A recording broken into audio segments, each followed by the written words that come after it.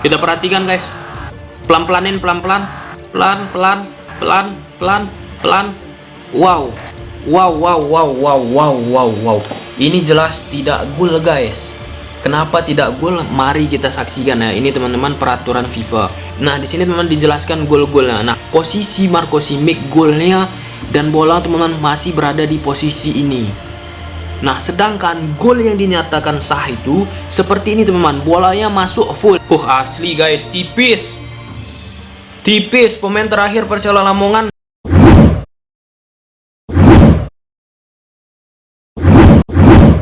Kayak ulang coba-coba.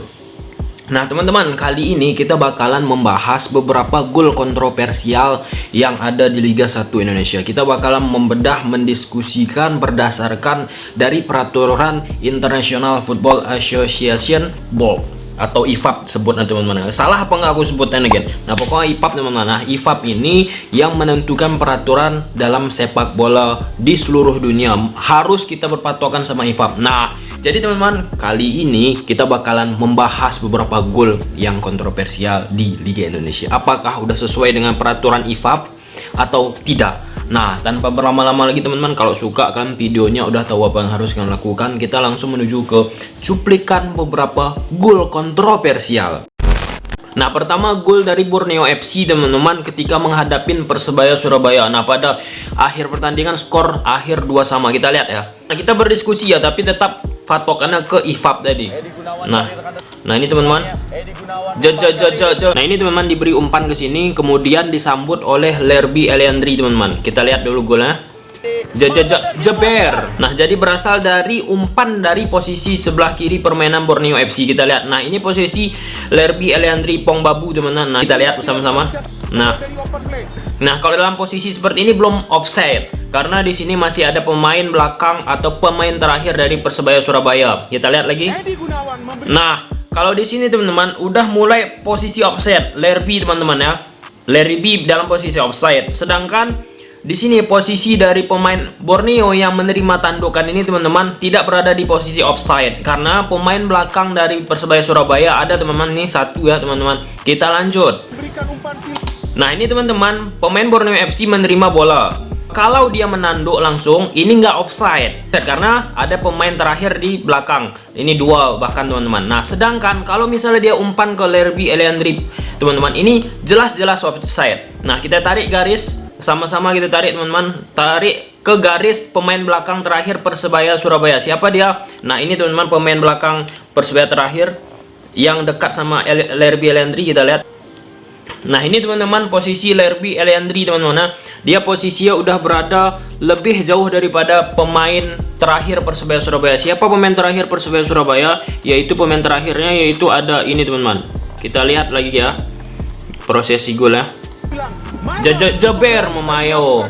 Kok bisa ya?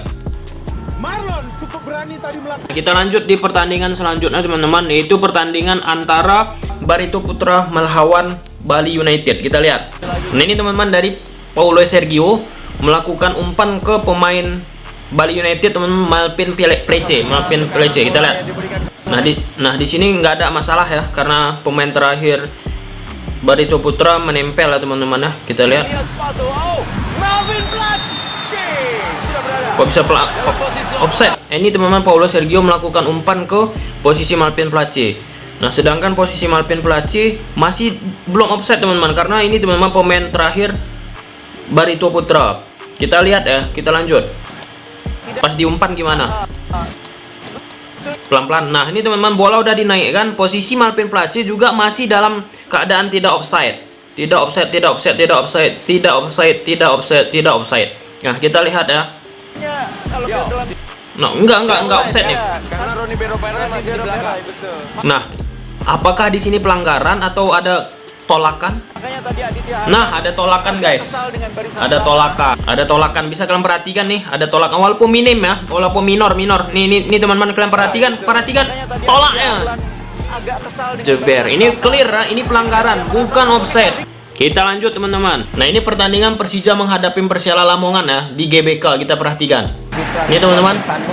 Nah ini posisi Marco Simic, ini posisi Ramdhani Lestaluhu. Nah pada pertandingan ini Ramdhani yang disebut-sebut offside teman-teman posisinya. Apakah benar? Kali ini Simic. Oh cantik sekali kita lihat Ramdhani job. Kita lihat apa yang terjadi sebenarnya. Terduga. Nah, kalau dalam keadaan seperti ini teman-teman, sebelum dilakukan umpan oleh Marco Simic, posisi dari Ramdhani Lestaluhu teman-teman offside. Karena ini teman-teman posisi terakhir pemain dari Persela Lamongan. Nah, offside teman-teman ya. Offside, jelas ya offside. Karena posisinya udah melebihin, bahunya udah keluar, posisi setengah badan udah masuk. Kita lihat apa yang terjadi ketika diumpan. Nah ini teman-teman, Marco Simic udah melakukan umpan, udah pegang bola nih ya. Itu bisa kalian perhatikan untuk memberi umpan. Nah dalam posisi seperti ini, apakah Ramdhani Lestaluhu offside? Kita bisa saksikan sama-sama teman-teman. Kita tarik garis lurus di posisi dari pemain Persela Lamongan.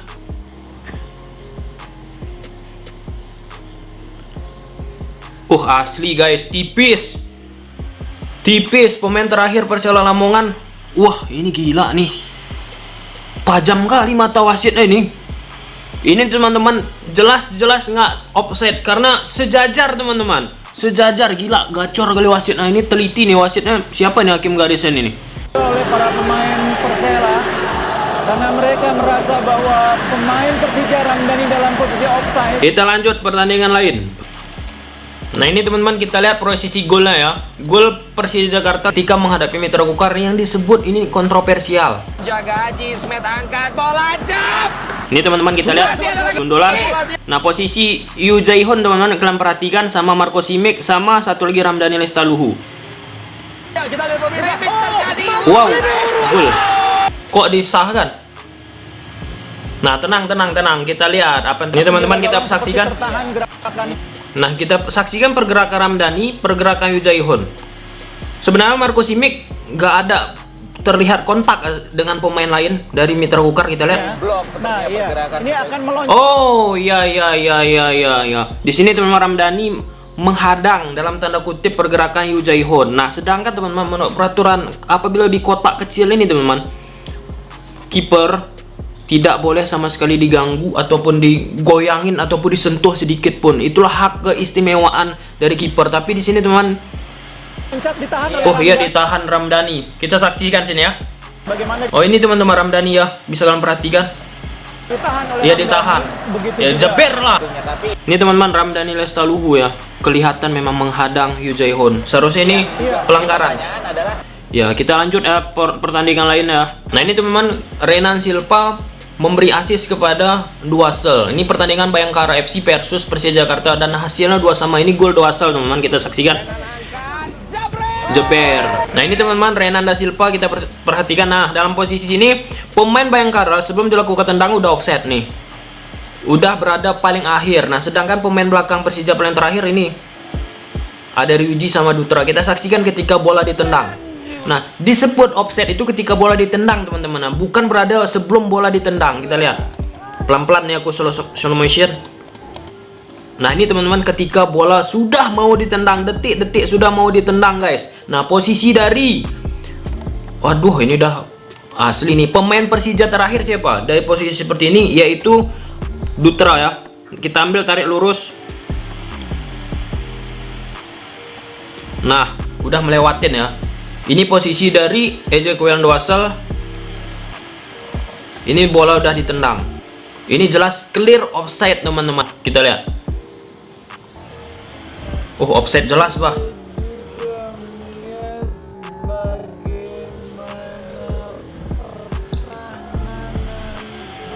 Ini teman-teman terakhir nih, krusial. Kita perhatikan. Ini teman-teman dari Riko Simanjuntak. Ini pertandingan Persija versus Persib nih. Skor akhir sama, kita lihat ya. Ini gol Marco Simic, jeber. Wow, gol apa enggak tuh? Tapi di sini dinyatakan gol ya. Kita lihat apakah gol apakah enggak. Ini berdasarkan peraturan FIFA dan bukan berdasarkan peraturanku sendiri. Kita perhatikan Marco Simic, kita pelanin slow motion guys. Apakah terjadi? Di sini Marco Simic ya yang bakal menerima bola, kalian perhatikan.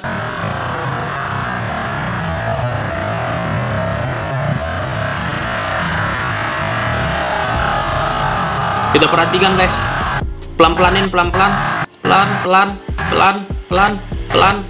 Wow, wow, wow, wow, wow, wow, wow, wow. Ini jelas tidak gol guys.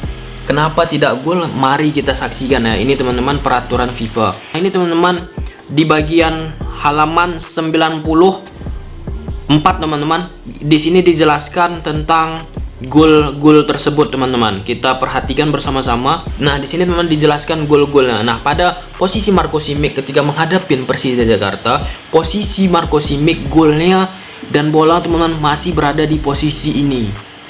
Nah, sedangkan gol yang dinyatakan sah itu seperti ini teman-teman, bolanya masuk full.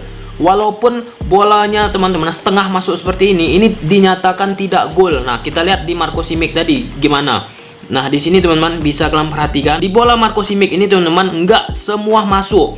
Setengah ada di luar teman-teman, setengah ada di luar yang membuat bola ini tidak masuk secara keseluruhan. Nah, kalau kita acuan dengan peraturan FIFA ini dinyatakan tidak gol.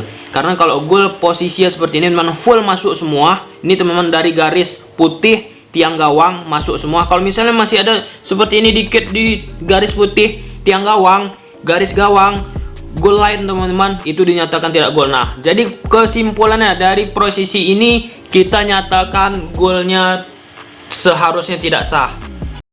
Nah teman-teman, sampai situ video. Kalau suka kan video ini, udah tahu apa harus kalian lakukan, dan see you the next video.